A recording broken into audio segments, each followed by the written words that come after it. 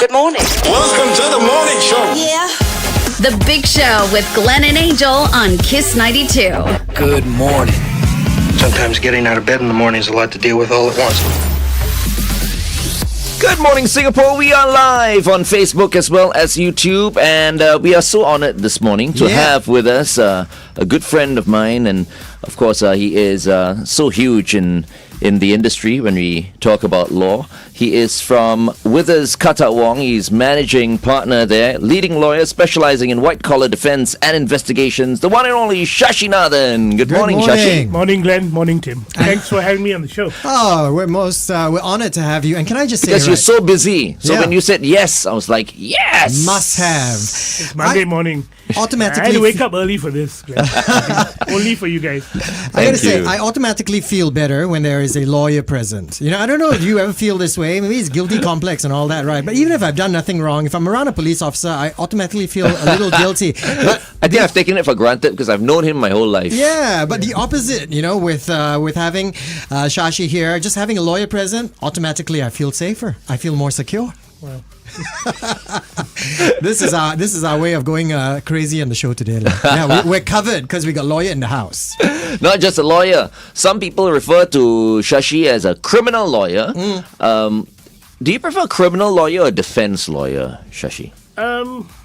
depends whether you put the comma. Depends whether you put the comma after criminal. So, of course, when you first start out in practice, we do criminal law. So that encompasses every aspect of our criminal jurisdiction in Singapore. Over the years, the main focus of my work actually has been white-collar work. So I do white-collar defense and investigations. But I love a good murder. That is really my passion. And I try as much as I can every year to try to do at least one capital case which involves a murder. Sometimes I do a drug case, but if I can get a good murder case, I try to do it at least once a year. Right. Okay. So you're not another Subhash Anandan because he used to do, he used to cover all the blue collar crime. Yeah, I mean, I know Subhash well, and in fact, we worked together. And he in my early part of my career, he helped me a lot. He was a good guide, and I have a lot of respect for what he did for the criminal law. He did a lot, but we are different. I am quite a different person. And I think my approach to criminal law and criminal lawyers is quite different from him. So yeah, I suppose he made great strides for criminal lawyers in Singapore. And I think what I've done is try to do it a bit differently, my way. It's a question of approach. I think, and I think things have changed also from those days when Subhash was practicing criminal law. These days, the emphasis on the detail that lawyers need to get into, both in terms of facts, the evidence, preparation, is very different from those early days. So we've had to change the way we practice as well, and we have had to adapt. Okay. All right. I think we're about to go back to our Facebook Live, but of course, we are going to be carrying on the conversation there. And one, of course, the questions that we definitely want to ask, just to set the table, is the difference between white-collar crime and blue-collar crime. What do they mean? All right. Okay. So we're on Facebook Live, yeah? Facebook Live. Okay. All right. So setting the table, just to simplify for audiences who are watching right now, colors, blue-collar crime, white-collar crime. Are those the only colors? Are there other colors? Yeah. Okay. I mean, all right.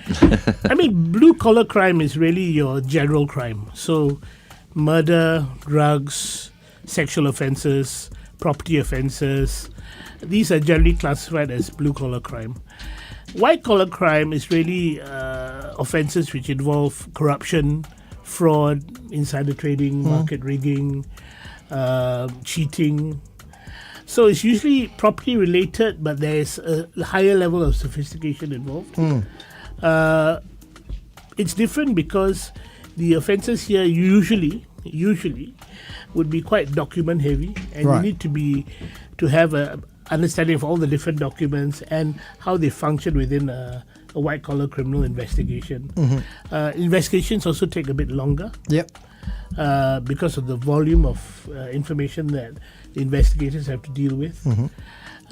So it is quite different from how we prepare for, say, a drug case or a sexual offence, where people are involved, and you got to get involved with individual personalities. Of course, there are personalities in white-collar offences as well, but a lot of it is really the way you understand the mechanism of the alleged offence. So, for example, in an insider trading case, you need to understand what type of information was passed, how that information was obtained, whether the information is price sensitive. So those things need you to think about the offence quite differently. You also need to understand your client differently from, say, a blue-collar offence. Right. Your preference? It's quite clear.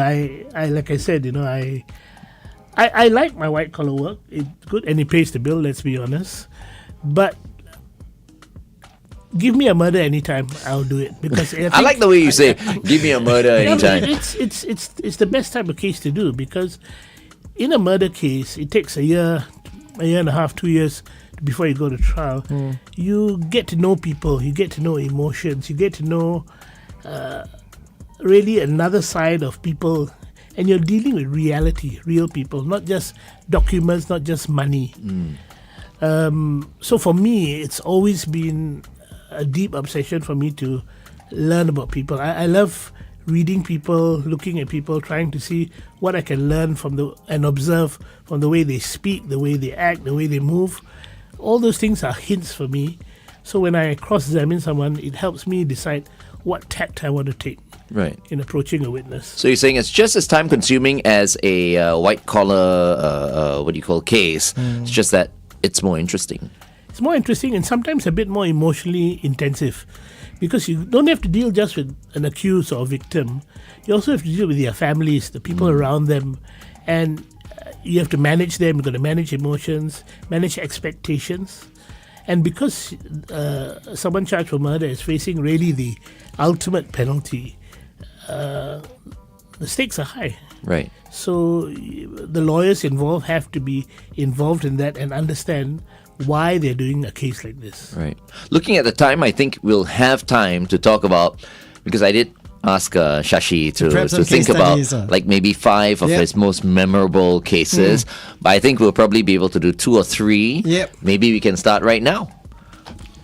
Sure. There is a case I did in the early 2000s. Wasn't widely reported for good reason, but it was one of the most interesting cases I did. There used to be a remand prison in Margaret Drive called Queenstown Remand Prison. It's no longer there. Old prison, you used to keep accused persons who were on remand, waiting for trial, waiting to be bailed. They would stay at this prison.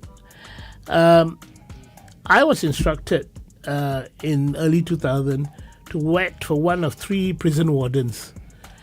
And they had allegedly attacked and killed inmate. The story behind this was that the inmate had been suffering from drug withdrawal and had become quite violent and had been shouting and making a lot of noise. And the 3 wardens came to subdue him and to quiet him down, but they couldn't. The court heard that they then brought him out of his cell into another cell where they assaulted him and left him there. The next morning, he was found dead in the cell. So the trial was interesting. I acted for one of the wardens. There were 2 other lawyers acting for the other wardens. And the allegation was they had brought him to quite a famous cell in Queenstown Remand at that time. It was known at that time as Cell 55. It is where you got your punishment if you misbehaved. Oh, like a torture cell. In a way. So I think when we started the trial, and we heard this not just from sources, but from other prisoners. I had gone into the prison and interviewed other prisoners, and who all told me about Cell 55. But when I asked the guards, they all denied it. It didn't exist. No such thing. Prisoners are making it up. So in the course of the trial, we questioned many of the wardens and the guards and how this happened. And they all denied it. Just a quick question here, okay? And I'm sure a lot of our listeners are probably wondering as well. In an area like this, right, high security, wouldn't there be cameras? No, there are no cameras in certain parts of the prison. Oh. Certainly there wasn't any in cell 55. Oh, okay. The injuries are quite bad. In fact, the interesting thing is, in order to identify which wardens did this, the coroner who did the autopsy gave very interesting evidence. On the chest of the deceased person was a size 13 boot. Ooh. Oh my God. The boot size, there was only one officer who was big enough to wear size 13, and he was one of the lead wardens, and they subsequently arrested him because they could even see the number 13. Oh That's my how hard he had Stomped on him. on his chest. So anyway, the interesting thing is we, in the course of the trial, quite to our surprise, one officer agreed with our suggestion that there was a cell 55. Okay, hold on, Shashi. We'll continue this on air, just from where you've left off.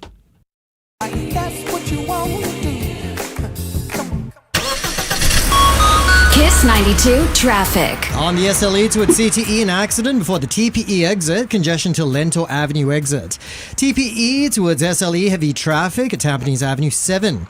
On the MCE towards AYE, vehicle breakdown before the ECP city entrance. And on the SLE towards CTE, breakdown after the TPE exit. All right, we're back on The Big Show and The Big Show TV. Oh my goodness, if you're watching us right now on The Big Show TV and YouTube, we've been talking about Cell 55. This is Shashi's first story from memory, because we've asked Shashi to highlight maybe 3 to 5 of his most memorable cases.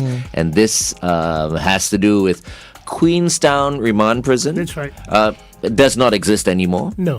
Right, and this is about an inmate who was a drug abuser who died after some abuse in cell 55. Including a stomping with a boot, where the stomping was so hard, left an imprint of the bottom of the shoe of the boot on his chest. Yeah, so it was quite interesting when we saw that, and obviously this clearly identified the main accused person. But could they prove that was the fatal kick?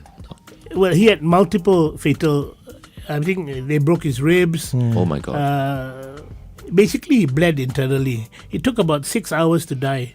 They had left him in the cell, and so anyway, the cell is important because we kept hitting a roadblock because everyone kept denying there was a cell. Yeah. So luckily for us, one officer came to court and said, yes, there is a cell 55. Oh. So this shocked the courtroom, the prosecution, the defense. And what the judge did, I still remember the judge was Justice Sinadure, very senior criminal judge. He adjourned the whole courtroom. Basically, he adjourned the whole courtroom to Queenstown Remand Prison. So we left the courtroom, the judge, the prosecution, the defense, the police officers, the investigators, we all went to Queenstown to do an inspection. And we saw cell 55.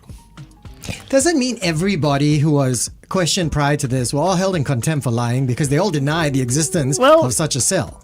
The court has to make a decision how to deal with cases like this. Yeah. Some of them may not have actually known. Some of them could have known or did not want to talk about it. I think the focus of the court was on the 3 accused persons, what they did to the accused. So ultimately, we saw cell 55. Now, remember, this is not helpful for me because I'm trying to say that, we didn't assault him or others could have assaulted him. Because you were defending one of the accused. Yeah, so this evidence is not good for me. I'm sharing this because this case struck me for its unique facts, So ultimately, we saw cell 55. It was quite shocking because it was closed room, no windows, and there were blood stains on the floor. We came back to court, continued the trial. Now, because they couldn't determine, there were multiple blows by the 3 of them. They couldn't determine which of the accused persons had caused the fatal blow. Ultimately, the prosecution had the charges reduced to culpable homicide, not amounting to murder. And the 3 accused were given different sentences. So the main accused was the lead warden who had stamped on the victim. With the size 13 boot. He got I think if I remember, he got 12 or 13 years. The next accused got 12 years, and my client, who was the most junior of the wardens, and by and large was just following orders, but of course that doesn't absolve him. He got 10 years. Okay. So this was early 2000s, so they will all be out by now, I think. I see. Yeah. Okay.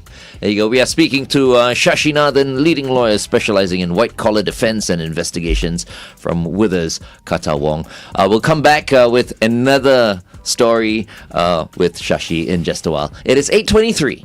Kiss 92 Time Check by Okay. That was so interesting. It was. Okay, very quickly though, I just want to touch on something that you mentioned earlier, that, when you cover these capital crimes, when you cover all these murder cases and stuff like that, it's an opportunity for you to get to know the human beings, But at the same time, in your profession, right, because you really are being exposed to the worst, that humanity has to offer. Does this somewhat jade you, in humanity, in people? No, actually, it's quite the opposite, because I get to see so many sides of people. It improves my understanding of the human psyche, and that goes into my friends, my relationships, my colleagues. It helps me. I think criminal law has given me a better understanding of how humanity works. So do you also see the good as well? Especially so. I've seen cases where a man is in despair. He's lost all hope, and he thinks he's just facing his maker. And suddenly you see people gather around him, his friends, his family.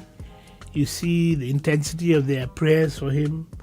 You see people who he thought didn't care about him come to him, and it reawakens that faith in that person, and that's quite amazing to see, because it takes time. It doesn't happen overnight, but I think we all need people around us. Human beings we're wired this way. Yeah.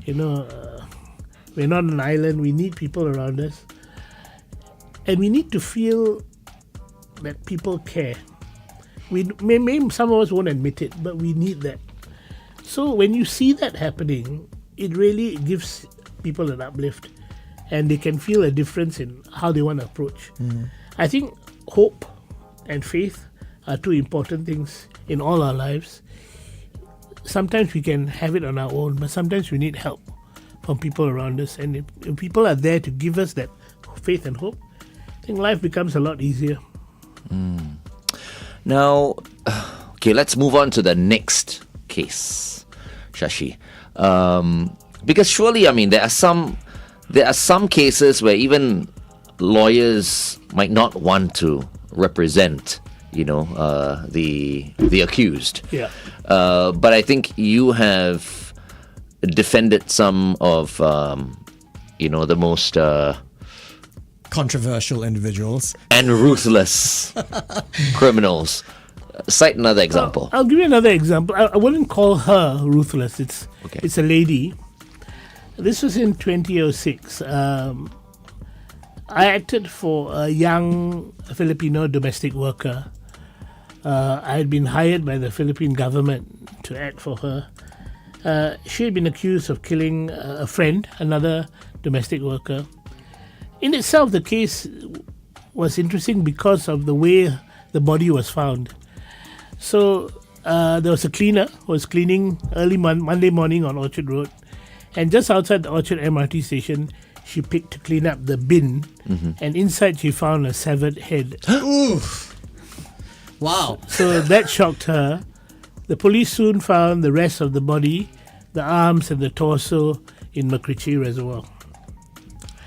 My client was accused of killing her and then cutting up her body and distributing her body to avoid getting caught. Wow.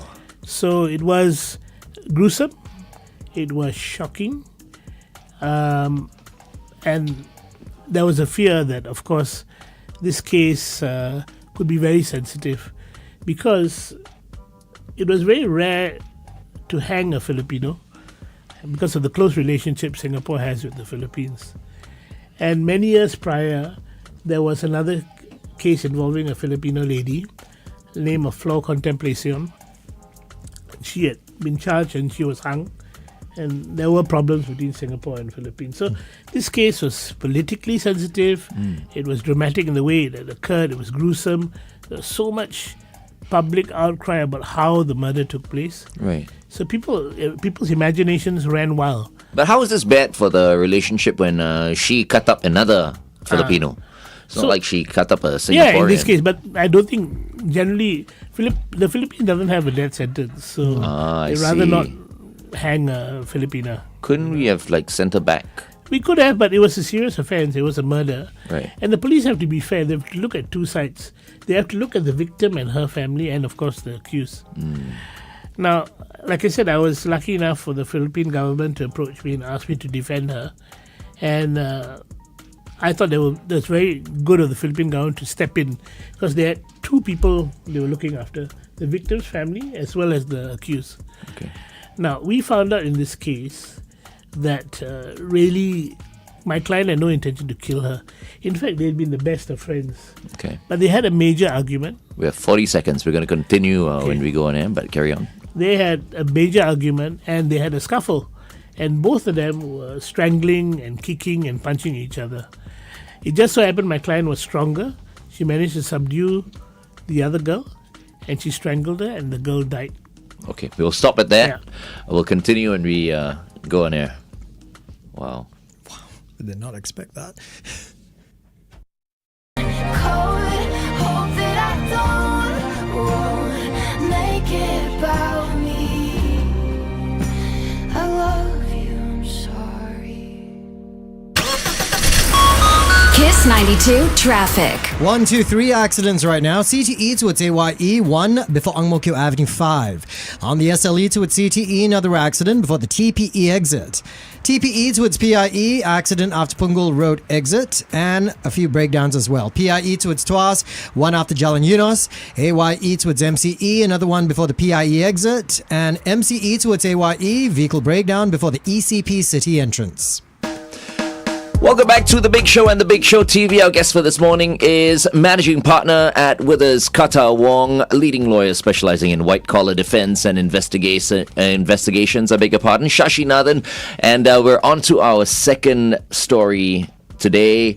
And, I think many people are going to be sharing the link. Yeah. Absolutely, because as interesting, I feel as the conversation has been on air, the nitty gritty details, those are the ones that you want to catch up on. You'll find that on our recording of our Facebook Live over at Kiss 92 FM. That's right. On to the second story. We're talking about a Filipino domestic worker who murdered her friend, who is also a Filipino domestic worker, chopped her up, decapitated her. Yeah.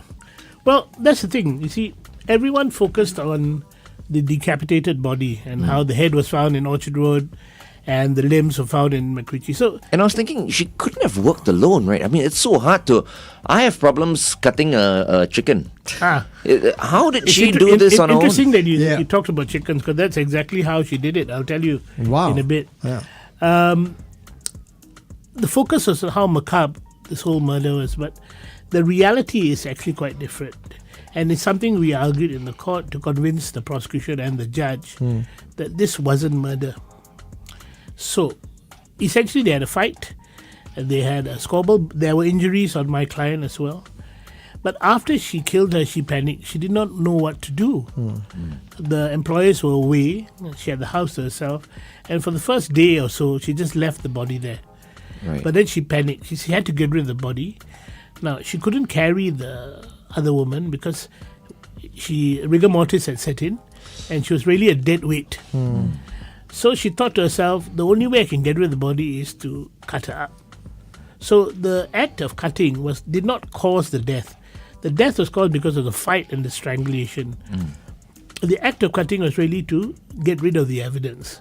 Now, she remembered that when she had to cut a chicken, she knew how to cut the chicken. For example, to cut the head of the chicken, she felt the vertebra of the bird and found the gap in the vertebrae and cut through the vertebrae, Oh, wow. which is actually the correct way to cut a chicken's head off. And of course, she did the same thing with the arms and the legs, with the joints. Where the She joints, found the yeah. joints. So I know it sounds horrible, but that's her explanation. Because she had no training of how to dismember a body, or she wasn't a butcher or anything. So it's really for way she cut the chicken. She did it. She put in the suitcases. She went to Magruji. She left the arms there, the legs there. Then she went to Orchard Road. She left the head there. Now she did this with an axe. She had bought an axe for the garden, and it was a garden axe that she used to chop the body up. Now, she also had psychiatric problems. There was a full psychiatric report, and to be fair, the prosecution looked at this case very fairly.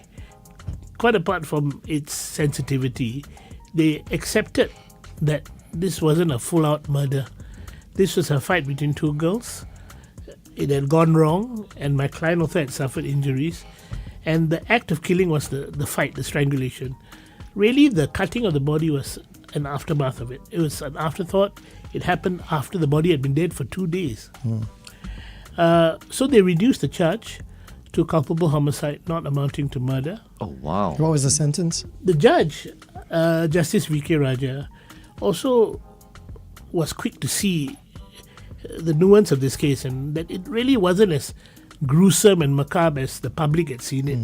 Because we were privy to a lot of other information which the public didn't. And he ordered a sentence of 10 years. And after serving good behavior, she left after 6 years. She's gone back to the Philippines and reconnected with her family now. That's amazing. That's amazing. I'm calling for extra time with Shashi Nathan, okay?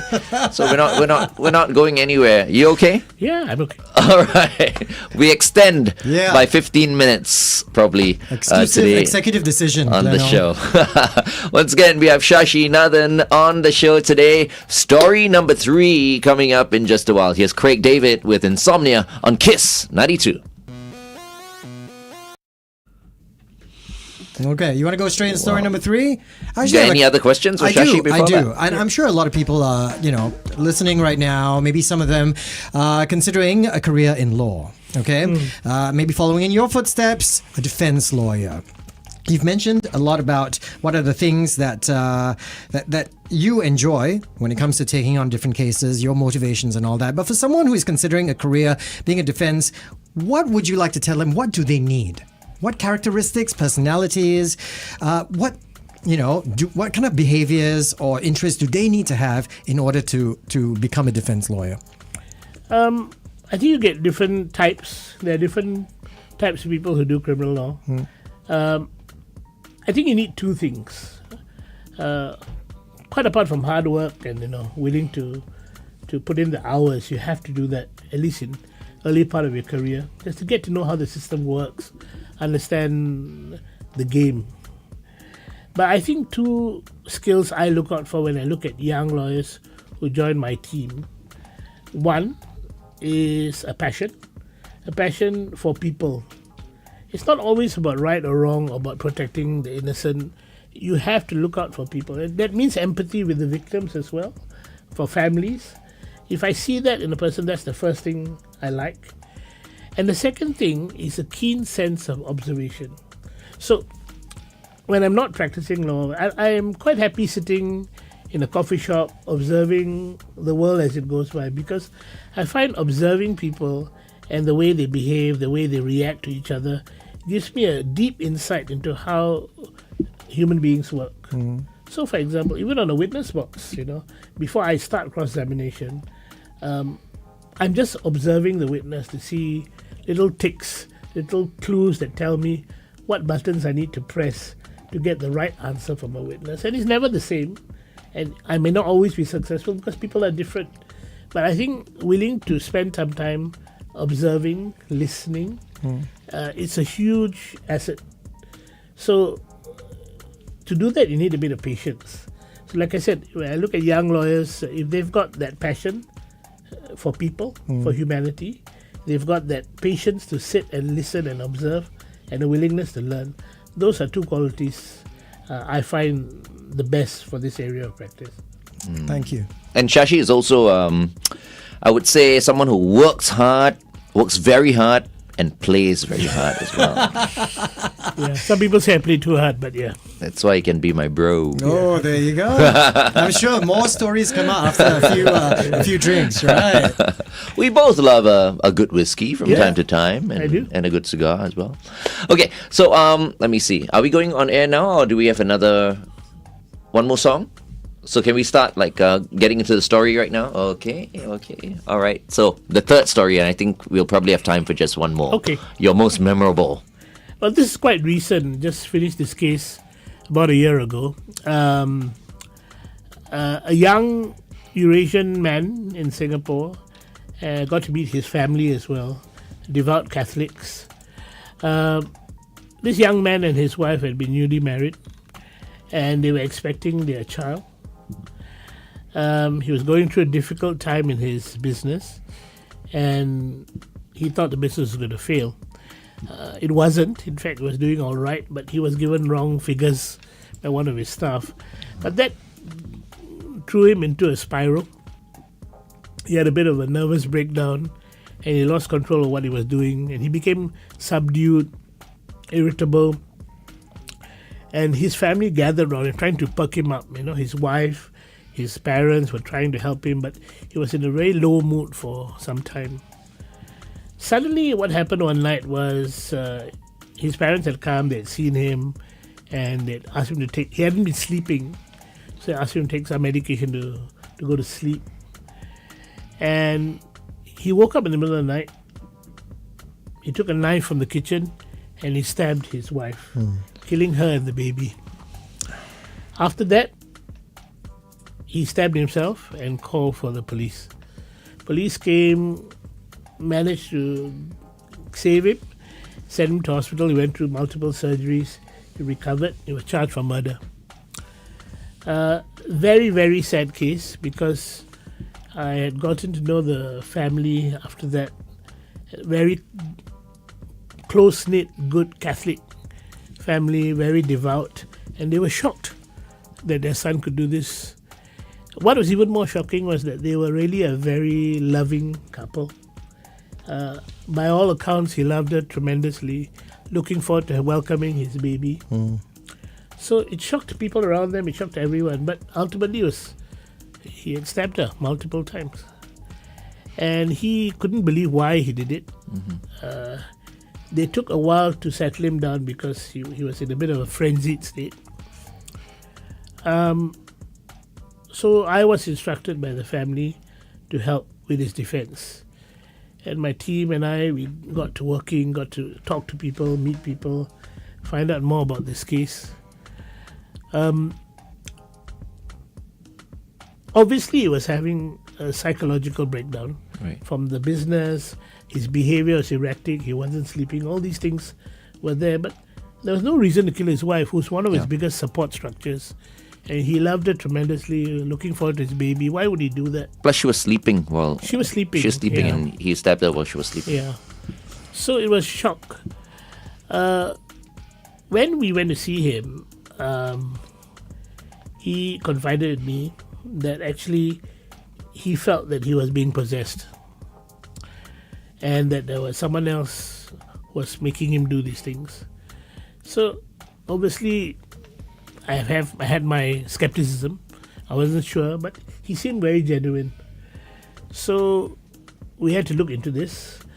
Obviously, it's very difficult to introduce this kind of evidence into court, and I'm not even sure how the court would look at canon law and how it interprets canon law. Right. Well, the Catholic Church, of course, accepts that there are spirits, and so what I did was... Okay, hold that thought. Yeah. Well, part 2, we're going to go on air with that part of the story. Stand by.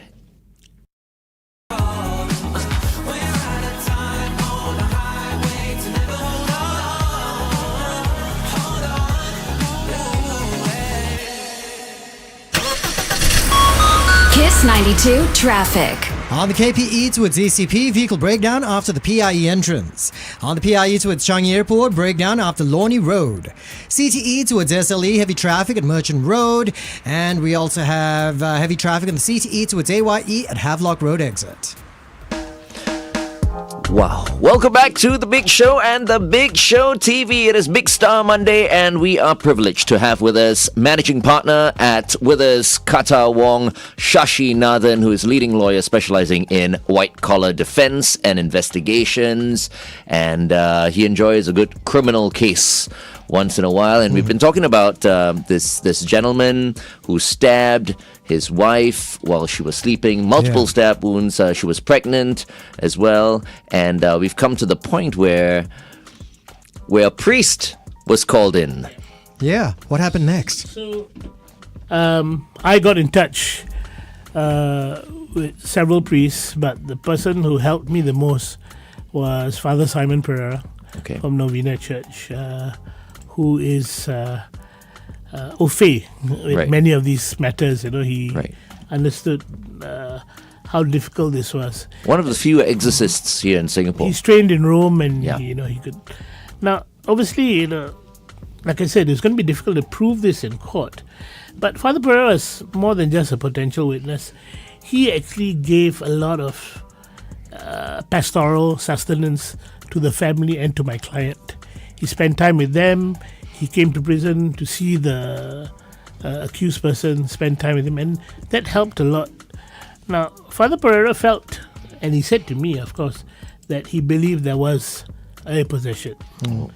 But I was going to be difficult to prove it. And I was thinking, okay, maybe I'll put Father Pereira on the stand, let him just say his piece, what he knows, what he saw, let the court decide. It was going to be difficult because I think I could understand the court may be reluctant to make certain findings because that would open floodgates. Everybody will come and say they're possessed. You know? The ghost made me do it. In the States, you can do it, right? Probably, depending on which state, I think. But so it was a difficult decision. Ultimately, I didn't have to make that decision for other reasons. I mean, Father Pereira informed me he felt there was a possessive element and that he'd done the right things to get rid of it. But the prosecution, in this case, again, were extremely fair. They looked at the psychiatric reports that we had provided and the IMH had provided. The psychs came to the landing that my client suffered from something known as an adjustment disorder. That means the stress of the things surrounding him, he just couldn't deal with it. And that caused him to have diminished responsibility. That means he wasn't he didn't have the same responsibility as someone who wasn't suffering under that psychosis. And because of that, the prosecution very kindly and fairly in this case reduced the charge to culpable homicide, not amounting to murder. Wow. So we went before a judge, we argued. I did not argue the spiritual argument. Okay. Because I didn't think there was a need to at this point. Right. Because, like I said, the prosecution had already agreed to reduce the charge. So we had saved his life. He wasn't going to hang. The prayers certainly worked, I think. I think so. Because, Wow. when I see my client, he, even if we didn't use the argument about the possession, the prayers, the counseling, the pastoral care that Father Simon and other priests gave to my client certainly helped. Didn't just help him, helped his family. And it really brought the family also closer together. At the end of the day, he got imprisoned to a term of 7 years. Yeah. Well, you saved his life. 7 years. But 7 That's a years, miracle, man. Yeah. And he served some time, so hopefully in 4 years he'll be out and be reunited with his family. Yeah. But one of the things I told the judge in my closing arguments was that, and I said I was grateful that the prosecution had reduced the charge. I'm grateful we had saved his life. And, yes, it may only be 7 years. But the thing that people don't realize is that he knows the fact that he caused his wife and his unborn baby's death. That's going to be a sentence that's going to hang with him for the rest of his life. Yeah. He's never going to be able to deal with that. Yeah. It'll always stay with him. And for me, I pity him because that's going to be such a heavy yoke to carry Yeah. for the rest of your life. You're never going to be the same. That's the ultimate punishment, man. He'll Yeah. probably need therapy, regular Yeah. At the therapy very sessions. least, yeah. He's lucky that he has, in my mind, a wonderful family, close siblings and parents, devout. He's got the church also helping him. So Yeah. I like him as a person. I think he's a very good, decent man. Just wrong place, wrong time. I think this is a great throwback to what you were mentioning earlier on about how, yes, you do see in your profession the worst of humanity, but at the same time you see a lot of good as well. And in a case like Absolutely. this, someone who's, you would think, lost everything, he's done this awful crime, but to still have people supporting him. Absolutely. Yeah. And I think for me, that always invigorates me when I see someone at his lowest ebb, but there's still hope, and people come to you, and I believe strongly that there's great hope in humanity. I mean, we live in uncertain times now, Yeah. but I still hope that common sense and the goodness of people will come through. I still feel like doing a poll right now. I don't know how many people kind of agree with Yeah. Shashi as far as this particular case is concerned, because I know many people can be very judgmental. Of course. They're probably going like, no, what? I mean, he should have, been locked away for life, No, or but maybe they given don't know the full facts. exactly, Of the case, exactly, and that's exactly, the problem with society. That's right. These That's right. days. People judge too quickly. Yeah. And of course, I guess another takeaway from today's conversation is check up on your friends. You never know what they're going through. Exactly. Right. Yeah. Exactly. Okay, Shashi, thank you so much for joining us today. I think Pleasure. we've taken up enough of your time. Extra time, 15 minutes. Thank you so much Thanks for so much obliging. for having me, guys. Thank Appreciate you. it. This has been a wonderful, wonderful session with Shashi Nathan, once again, managing partner at Withers Kata Wong. Thank you so much for taking time off your very busy schedule, Shashi. Thanks so much, guys. Thank you.